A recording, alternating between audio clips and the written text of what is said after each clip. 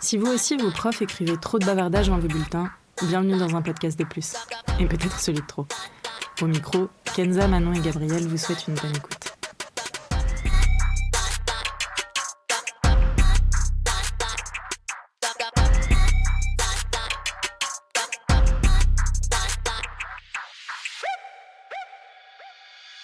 Salut à tous, j'espère que ça va depuis la semaine dernière. On se retrouve aujourd'hui toujours dans la thématique de l'amitié pour parler cette fois-ci des difficultés qu'on a pu rencontrer dans nos différentes amitiés. Let's go. Allez, let's go.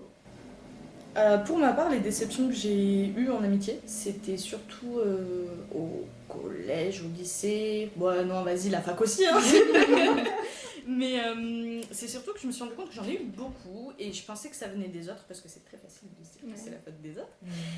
Et en fait, je me suis rendu compte que j'avais un petit syndrome du sauveur, donc ça partage un peu les torts. Donc pour ceux qui ne savent pas, le syndrome du sauveur, c'est en gros un comportement dans lequel une personne, donc en l'occurrence moi, croit qu'elle est responsable d'aider les autres. C'est un peu se rendre indispensable aux yeux des autres aussi, c'est une relation de codépendance en fait. C'est-à-dire que moi je me sentais dépendante de ces gens-là parce que il fallait que je les aide parce que qui va le faire à part moi. Et eux comptaient beaucoup sur moi et donc j'avais c'était un cercle vicieux, j'avais un espèce de poids sur les épaules aussi de il faut que j'assure auprès d'eux parce que je sais qu'ils comptent sur moi, ils m'ont dit.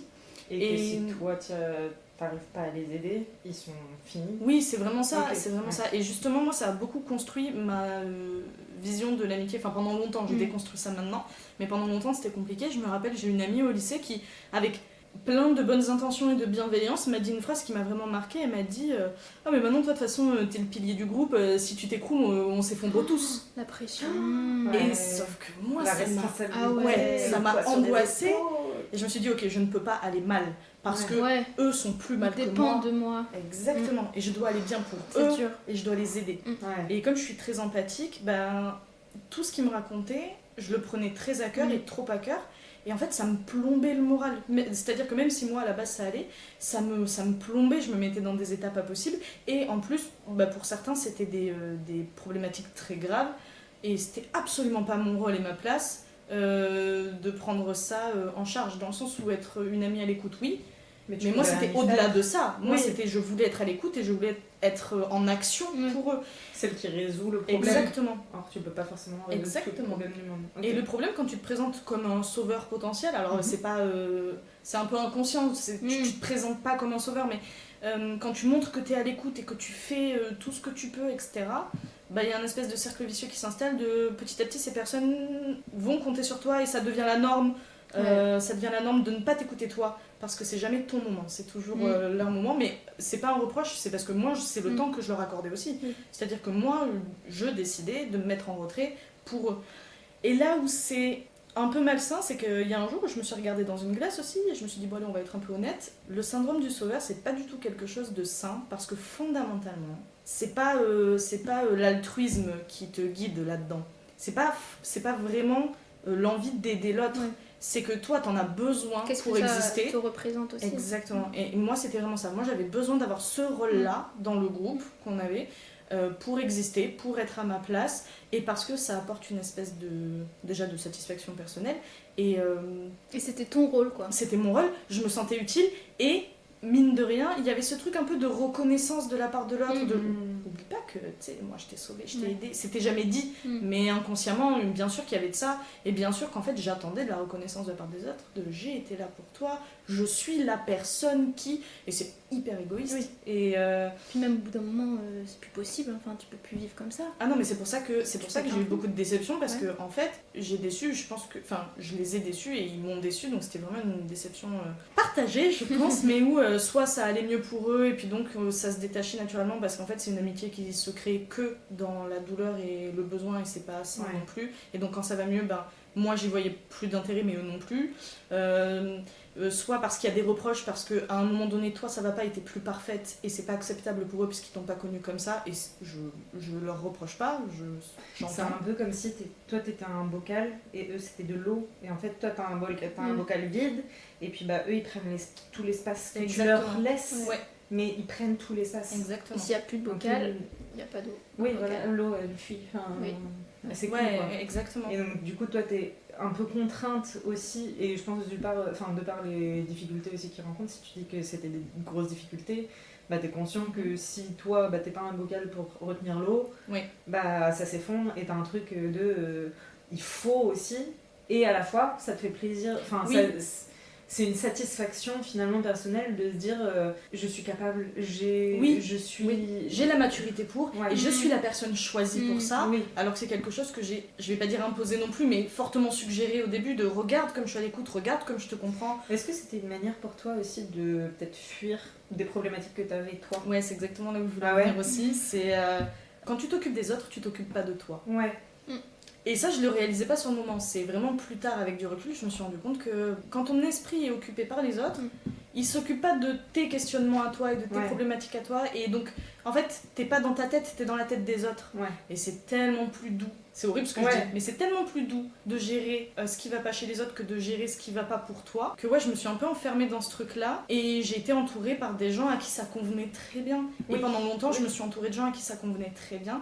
Et j'ai mis du temps, du coup, à réussir détacher. à me détacher, à avoir des amitiés plus saines parce que le problème, c'est que dans ces amitiés-là, il y a quand même une espèce de domination un Ouais. peu, ou d'ascendant, l'un qui prend le dessus sur Mm. l'autre, etc.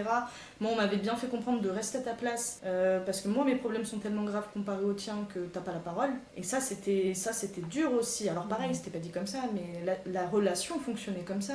J'avais pas ma place pour parler. Moi, j'étais là pour soigner. Voilà. Et sauf que quand t'as 16 ans, bah, soigner, tu peux pas, c'est pas ton rôle, t'es pas équipé pour, t'es pas armé. Il y a des personnes, c'est leur métier, quoi. Ils sont formés à Exactement. ça, ils font des études pour, un bagage. Ouais. Et je pense que t'es pas assez construit, mature. Et jeune surtout. Et même jeune. aujourd'hui, Oui. même aujourd'hui, Oui. on peut pas prétendre à ce Oui, niveau-là d'aide ou d'expertise. En fait, j'ai mis du temps à comprendre que le mieux que tu puisses faire pour un ami, c'est être à l'écoute et te montrer présent si la personne te réclame, mais que tu peux pas forcer l'action et que tu peux pas prendre le lead de sa vie et de la direction à prendre, etc.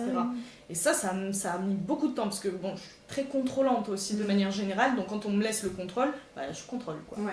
Et sauf que c'est sain pour personne au final. Ouais. Et donc bah, ça s'est très mal terminé au collège, ça s'est très mal terminé au lycée, Ouais. ça s'est très mal terminé en licence, parce que ça m'a demandé vraiment beaucoup de temps pour prendre du recul et me dire que bon, là il y a un truc qui fonctionne pas et c'est pas que la faute des autres, Ouais. c'est pas possible que ce soit que la faute des autres. Et parfois aussi être un bon ami, c'est dire là ça va plus loin que ce que je suis capable Ouais. de t'offrir comme aide, et Mettre les barrières. sans dire, enfin c'est pas genre en mode ne m'en parle pas parce que je suis pas qualifiée pour, mais dire ok j'entends tout ce que tu dis, je prends tout ce que tu dis, mais moi je te conseillerais de soit te tourner vers un professionnel ou quelqu'un qui saura mieux t'accompagner là-dedans. Évidemment moi je suis là pour t'écouter, je suis là pour t'épauler, etc.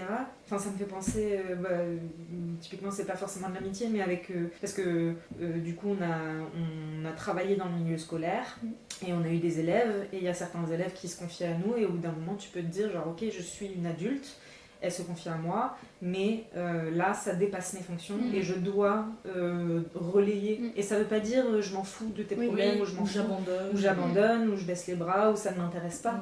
C'est juste que je ne suis plus capable, je ne suis plus en mesure de t'apporter l'aide qu'il te faut, et je délègue. Et c'est pas grave, et c'est pas... je pense que c'est même 1 milliard de fois plus sain de faire ça. Et pour tout le monde. Et une fois ma mère m'avait dit, parce que j'étais en larmes à cause des histoires d'une copine, enfin voilà, j'étais ado quoi. Et ma mère qui me dit, mais tu sais, parfois faut savoir s'éloigner aussi des gens à qui t'as déjà tendu la main et qui l'ont pas saisi, parce que ben là le poids il est sur tes épaules à toi et c'est pas ta place, elle me l'avait dit clairement. Et moi sur le coup j'avais trouvé ça très violent, j'étais mais c'est super égoïste de s'éloigner de quelqu'un parce que ça va pas. Alors que parfois c'est la meilleure chose à faire pour les deux, parce que c'est très égoïste de rester pour les mauvaises raisons aussi. Oui c'est clair. Et donc maintenant c'est un truc que j'ai intégré, mais ça m'a demandé du temps et beaucoup de déception dans tous les sens.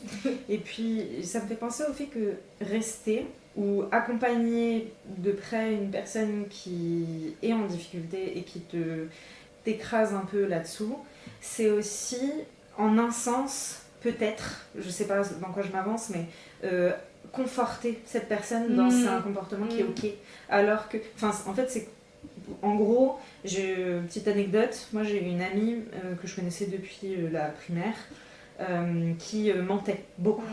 Qui mentait beaucoup. Et en fait, oui, mais c'est des petits mythos de nuls, quoi. Genre j'ai un scooter alors que pas du tout. Ou je suis allée à Bali alors que pas du tout. Enfin, tu vois, c'est des trucs.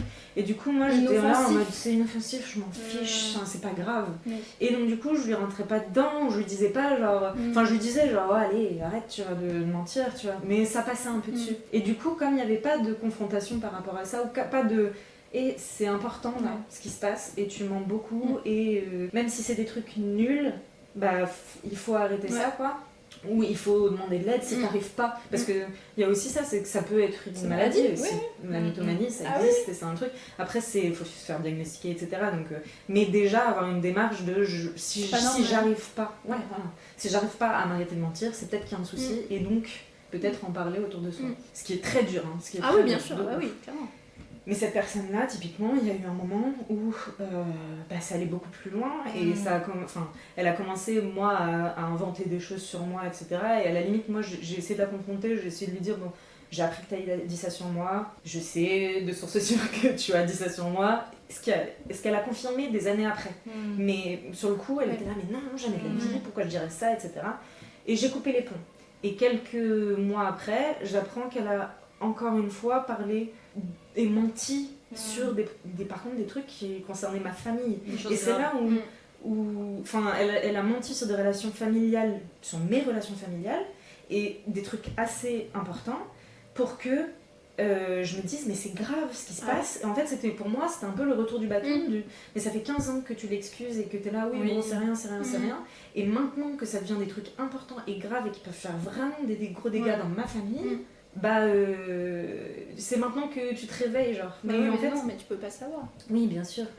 Mais il y a un truc où, retour de bâton, et typiquement, ce genre de difficulté de quand est-ce que tu dis stop, quand est-ce que tu montres que c'est pas ok, oui, à quel point tu peux être présent et patient parce qu'il faut du temps aussi pour changer ou pour se sortir de certaines problématiques, et à quel moment c'est plus recevable et c'est plus une excuse pour mal se comporter ou toi mal te traiter toi, etc. Parce qu'il y a ça aussi, les gens pour qui t'es présent et que tu aides, tout comme tu peux l'être à d'autres moments de ta vie quand toi ça va pas pour tes proches, mais il peut y avoir un peu ce truc de défouloir et que tu peux un peu comprendre au début de ok ça va pas, j'encaisse, mais à quel point j'encaisse, à quel moment je lâche, à quel moment je pense à ce qu'il me faut moi, c'est une vraie question ça aussi. Typiquement on a un ami qui, lors d'une situation comme ça où il y avait une amie qui avait besoin d'être aidée mais qui disait qu'elle avait pas besoin d'aide. Et nous du coup on laissait un peu le truc de ok elle nous dit qu'elle avait pas besoin d'aide. Et en fait, il nous a dit, mais si vous êtes vraiment son ami, là, ce qui est important, c'est de l'aider. Et c'est d'avoir un comportement raisonnable, mature, et d'aller chercher de l'aide parce que vous n'êtes pas capable de l'aider vous-même. Et même si elle vous dit, oui, mais je ne vous parle pas, si vous allez chercher, en fait, là, ce qu'il faut, c'est aider ton ami. Si tu es vraiment son ami, tu l'aides, point. Et l'aider, c'est pas juste genre passer sous le silence un truc important qu'elle vit et que voilà. Et c'est vrai que des fois c'est compliqué de placer le curseur, est-ce que je m'éloigne pour mon bien ou est-ce que j'agis pour elle même si elle va avoir l'impression que c'est contre elle, ou est-ce que juste je reste à l'écoute. Et je trouve que c'est difficile d'autant plus quand t'es jeune et que t'es confronté à des situations comme ça parce que t'as pas la maturité suffisante pour savoir quoi faire parfois. Et c'est vrai que quand t'es ado, t'as tendance à beaucoup te confier à tes potes et inversement. Et moi, typiquement au lycée, j'avais des amis où vraiment c'était un peu la merde chez eux, donc à qui ils parlent, et à moi, à leurs amis. Et donc toi, tu reçois ça et t'en fais quoi? Et là où quand t'es plus grand, je dis pas que c'est simple, mais tu peux un peu plus te placer. Quand t'es au lycée, c'est vraiment difficile, je trouve, de savoir comment agir. Parce que ton monde est plus petit, je trouve.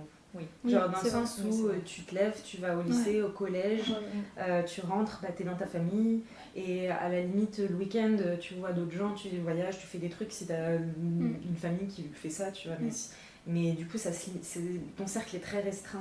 Là où quand tu grandis, tu déménages. Ton cercle grandit aussi. Et au final tu prends plus de recul déjà dans ta vie, mais alors du coup encore plus dans tes relations sociales, amicales. C'est clair.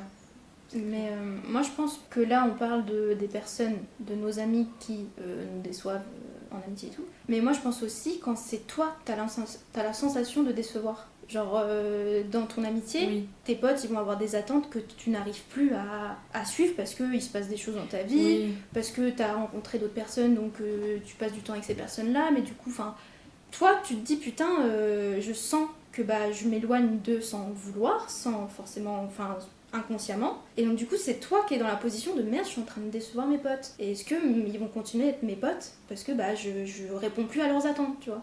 Ouais. Après, Ça, est-ce que c'est c'est des compliqué attentes dites ou supposées? Tu vois, il y a ça Oui. aussi qui est très compliqué à savoir quand tu te Oui. vois moins. Ouais. Est-ce que... T'as peut-être l'impression de décevoir, mais en fait, ça se trouve, c'est toi aussi qui te montre le Oui. bouchon. Oui. Ou...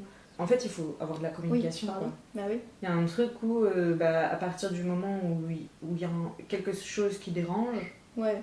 peut-être prendre les devants et de la manière, de la personne, peut-être du déçu et de la personne.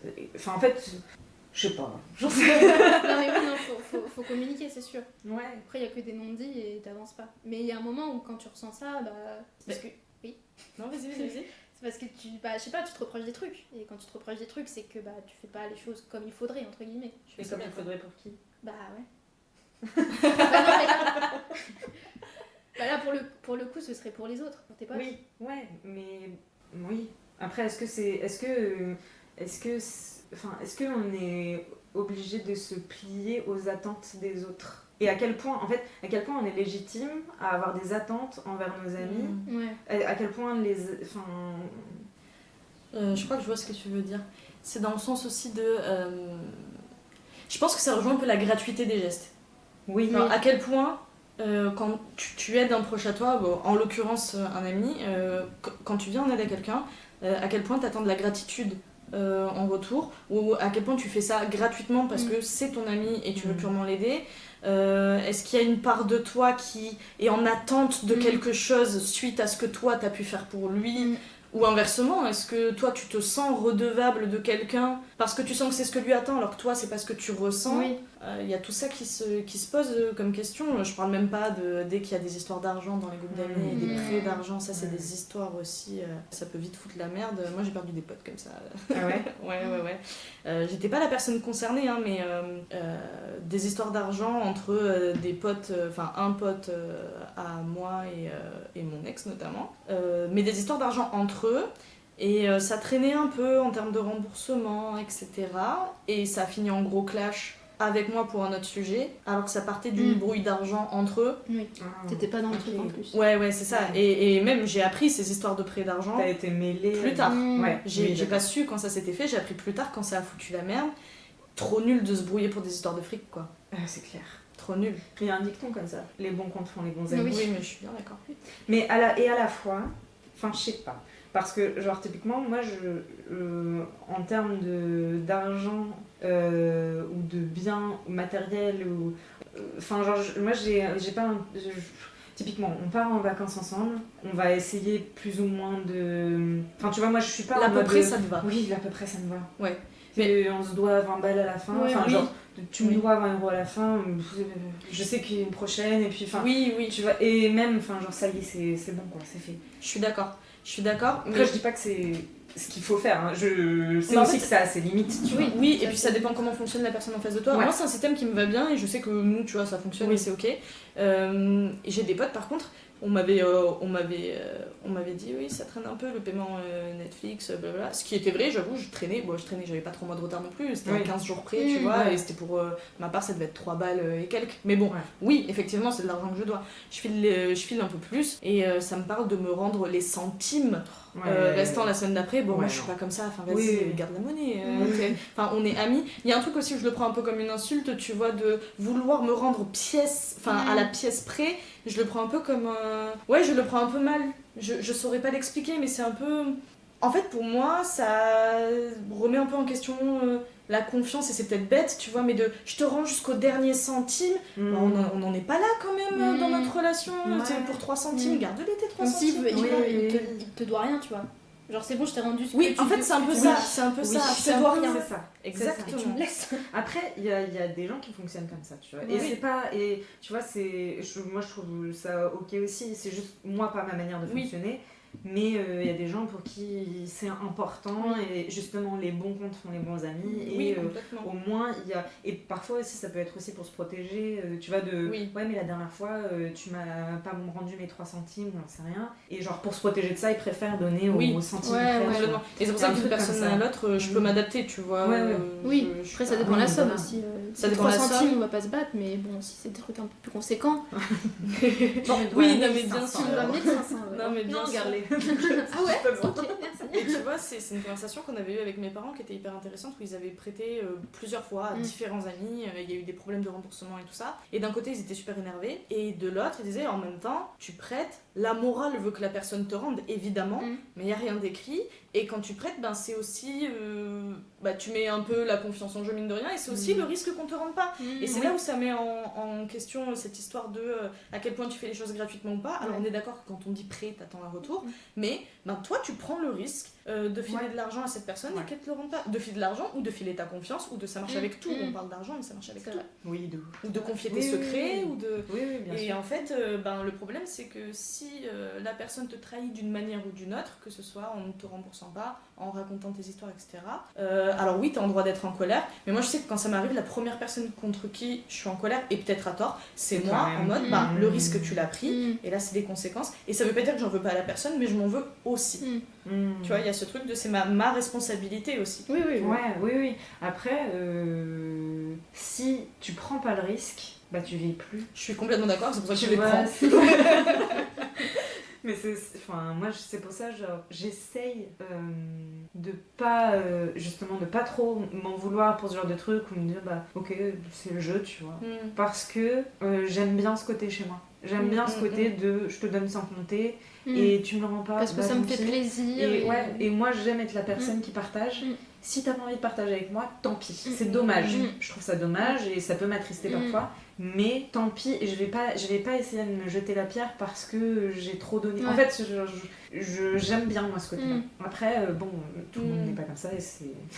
non, mais je trouve que c'est super de réussir à faire ça, tu vois. Mais moi, je sais que, sans m'apitoyer non plus sur mon sort, tu vois, je sais que j'ai à un moment donné la pensée qui va me traverser de bah ouais, Macron, mais pas sa faute à lui, ta faute à toi. Tu vois ce que je veux dire?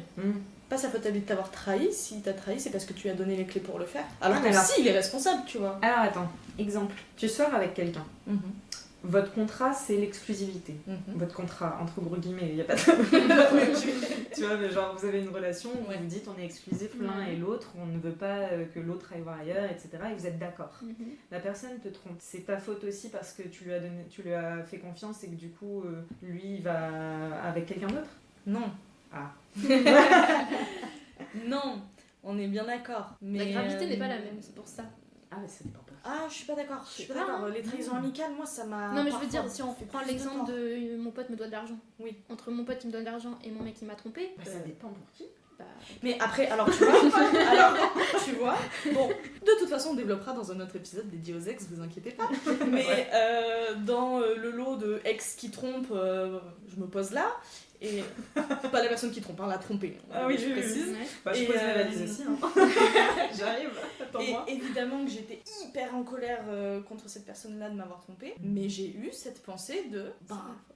Pas vraiment c'est ma faute, mais j'ai ma part de responsabilité, je l'ai choisi, il y a eu ci, il y a eu ça, il y a eu tel discours, et je sais que c'est de la culpabilisation peut-être injustifiée, mais c'est plus fort que moi, il y a un moment donné, ça me traverse. C'est humain, de tout dire c'est ma faute, c'est plus simple, mais il faut pas. Faut pas.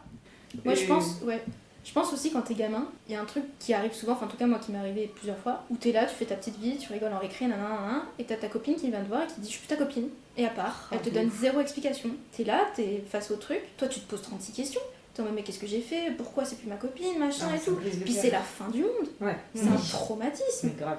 T'es là, tu rentres chez toi, t'es en mode bon bah j'ai plus de copains quoi, et le lendemain c'est ok, c'est pas grave, il s'est rien passé. Et t'as zéro explication du truc. C'est dur. C'est un peu la cible qui change en fonction des jours. Il y a ce jour c'est avec toi qu'elles sont plus copines, le jour d'après c'est quelqu'un d'autre. Nous on avait un truc comme ça où c'était 2 filles dans la primaire qui choisissaient qui avait le droit de jouer ou pas. Et genre un jour ça pouvait tomber sur toi, t'as pas le droit de jouer. Et genre vraiment c'était vous vous mettez à la ligne, toi t'as le droit, toi t'as pas le droit, toi t'as le droit, toi t'as pas le droit. Et le jour où ça tombe sur toi, t'es en mode oh waouh. Et là, moi, j'avais une super amie qui a dit ok, elle a pas le droit de jouer, je vais jouer avec elle, moi. Tant pis, je joue pas avec vous. Et on était deux, et bon, après, on était un peu les pestiférés du truc.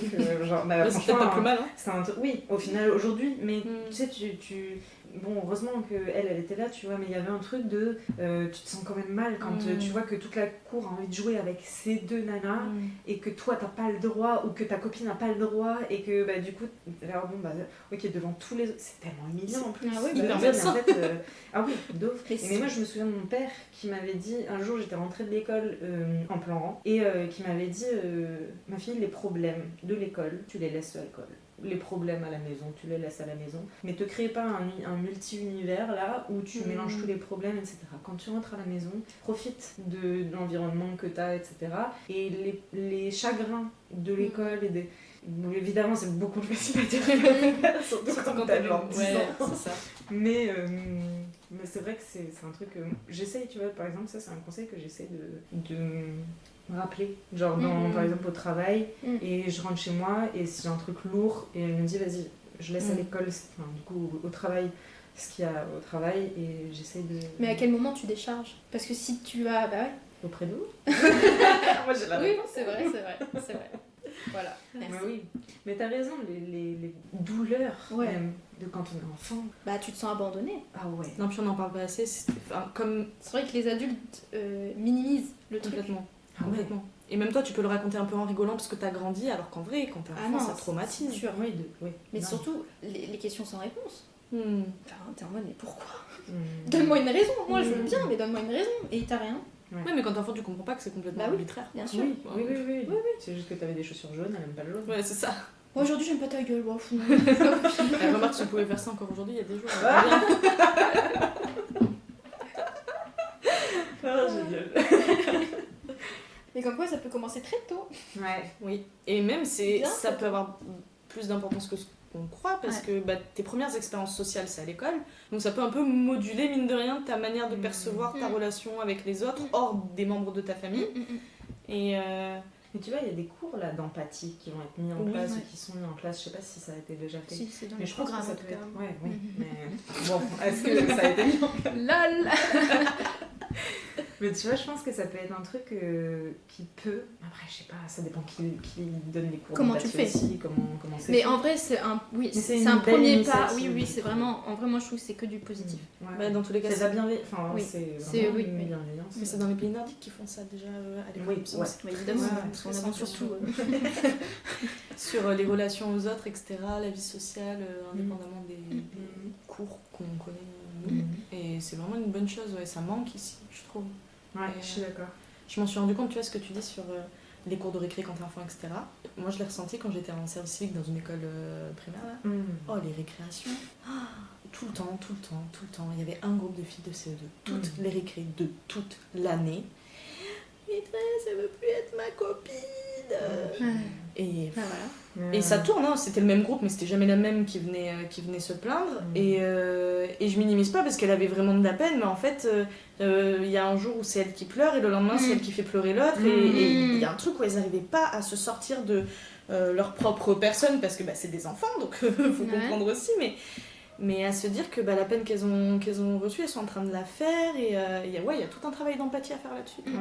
Et de communication. Si on communiquait plus, je pense qu'il y a beaucoup de choses qui iraient beaucoup mieux. Mais les gens ont peur, j'ai l'impression. Bah, c'est ce que j'allais dire. Il y a un truc de peur de s'exposer. Ou Moi, d'être- en vrai, hein, je suis la première à dire qu'il faut communiquer et tout. Mais moi, c'est pas facile. Hein. Ah, c'est pas facile de dire ce que tu penses. Bon, tu me dis, j'ose plein de choses et tout. Mais alors ça. Et du coup, moi, j'ai peur de la réponse de l'autre. Qu'est-ce qu'il va me dire? Moi, ça me terrifie, hein, j'y arrive pas. Du coup, je dis rien. Sauf que c'est pas bon. Et ça finit. Ah ouais, donc toi, pour le coup, t'as vraiment ce truc de. T'as pas tant peur d'être déçu, t'as vraiment très peur de décevoir. Quoi. T'es en attente de correspondre aux attentes, finalement, tu vois. Ah ouais, ça va? Bah, ça va. On est là. Non, mais enfin, du coup, avec ces appréhensions-là et ce fonctionnement-là, en vrai, je trouve que t'as de la chance d'avoir réussi à fuir des relations qui pouvaient te poser problème quand t'étais jeune et que bah, t'es jeune, t'es influençable et tu peux aller un peu, tu sais, à droite à gauche voir des gens très très différents mais pas forcément bons pour toi. Et du coup, je trouve ça cool que t'aies pu éviter des gens qui auraient pu te poser problème, parce que ça aurait pu être très problématique, Ouais. tu vois, cette peur de décevoir, si tu tombes pas sur les bonnes personnes, ça aurait pu vraiment être grave pour toi, donc franchement, bravo, Chapeau ton bas. talent pour cerner les gens. Merci. Bah, n'hésitez pas encore une fois à nous dire ce que vous pensez. Si vous avez envie de réagir sur certaines choses qu'on a dites, n'hésitez pas. On est toujours sur Instagram au nom de Un Podcast de Plus, ou l'adresse mail toujours unpodcastdeplus@gmail.com. Donc voilà. De toute façon, vous avez toutes les infos dont vous avez besoin dans la barre de description.